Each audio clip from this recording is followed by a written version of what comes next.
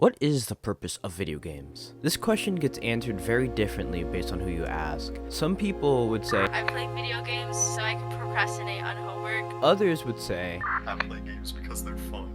but some people would say, You know, you gotta relax sometimes.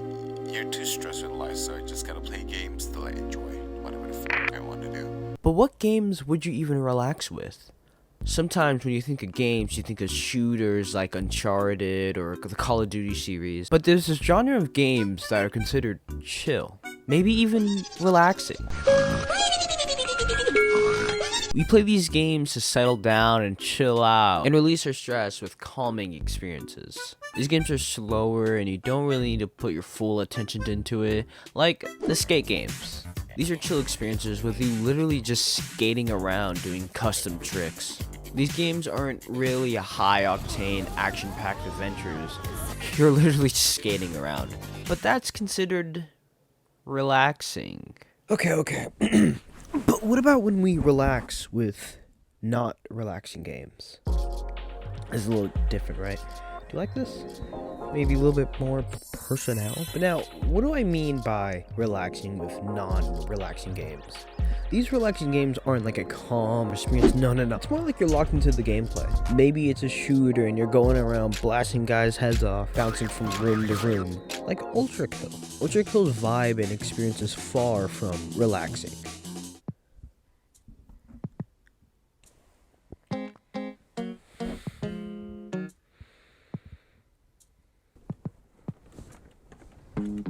Something that helps with the feeling of reward is the scoring system. Humans are programmed to feel content or happiness when their numbers rise, just like me, so you should subscribe to help me with that. But Ultra Kill also knows this. The scoring system is called style. You gain style points based on how stylish you kill the enemies ahead of you, or behind you, or on top of you. Actually, they're everywhere. But every second that passes, the style meter decays by 15 points. So you're actively fighting back for the score that is lost. The way you kill your enemies are up to you. However, the faster you kill them in quick succession, the more your points double. Double kill, triple kill, multi-kill. You're constantly being rewarded if you play creatively. You're given more points if you blow your enemy's head off. You're given more points if you're not on one gun too long. You're given more points if you have good aim. You're just being rewarded for having fun.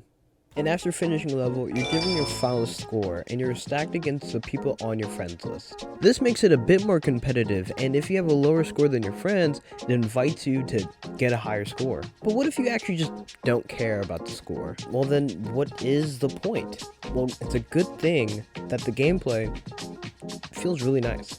The creator Hakita just puts so much love and care into the atmosphere and the gameplay. But what information have we learned from this? Well, for one, we know the gameplay is satisfying, has a nice flow to it, and the game is forever advancing on itself with new and creative ways to kill your enemy. And we get scores that make us feel better.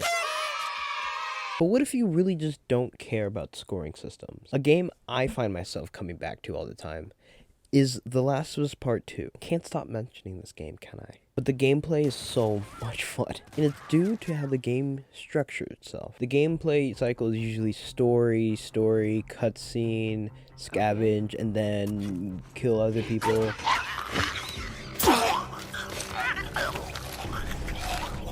This goes on for the entire game, but why doesn't it get stale? I think it's due to the forever changing and dynamic environment and the resource dependent gameplay.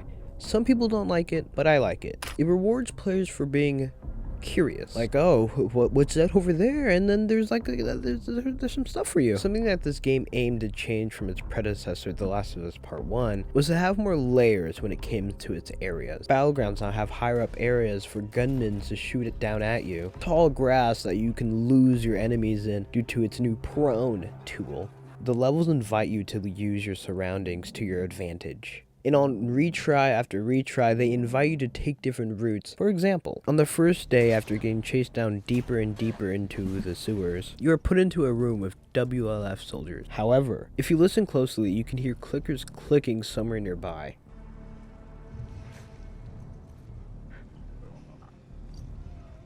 Now, here's the creative part. So either you can start shooting the soldiers and eventually come upon the clickers, or instead, you can make a noise guiding the clickers to the soldiers.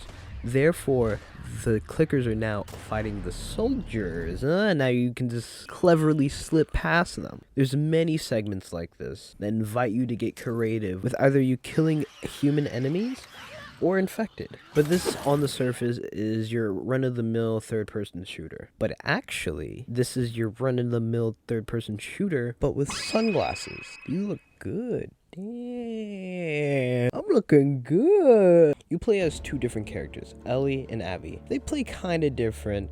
Ellie runs around with a knife. Abby runs around with her fists.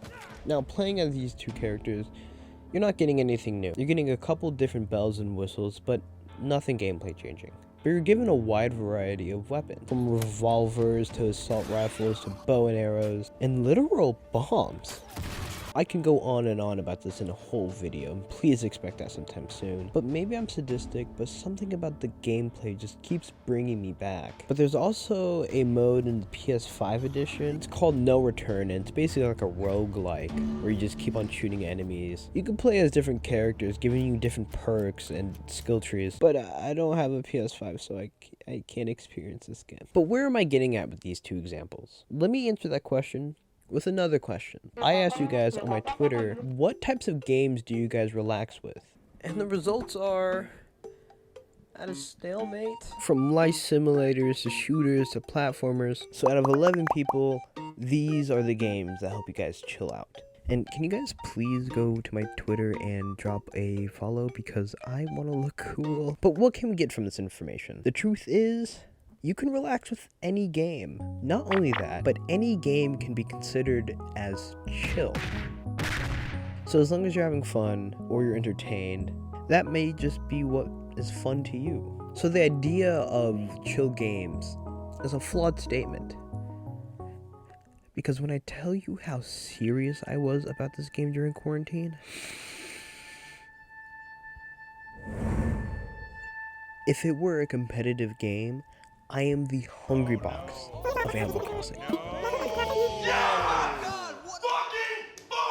I was a time traveler, shame me, and I was invested in the turnip stock market. And as you know, turnips can go bad. I may have time traveled a bit too far, and when I logged back onto my island, I was welcomed to rows of just rotten turnips. This feeling is worse than a breakup, honestly. So with tears in my eyes, I went to an Animal Crossing Discord server asking for help throwing away the turnips, because what was I gonna do with them? But the Animal Crossing community came through.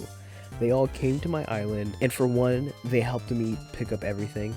And two, they all started to drop bags of just bells. And when they all left, I counted everything, and it was over 1 million bells. And ever since their generosity, I have become insanely rich with a beautiful island. However, in conclusion, it doesn't matter what games you play, from sandbox games to Stardew to Red Dead Online to even Euro Truck Simulator 2. So the idea of Animal Crossing and Stardew being the cozy game is flawed.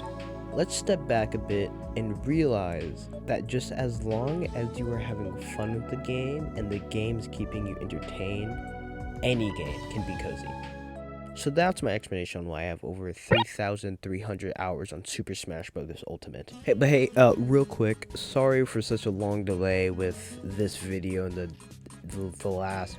As you can see, I'm trying something new. Let me know if this is something you like, and please actually follow my Twitter.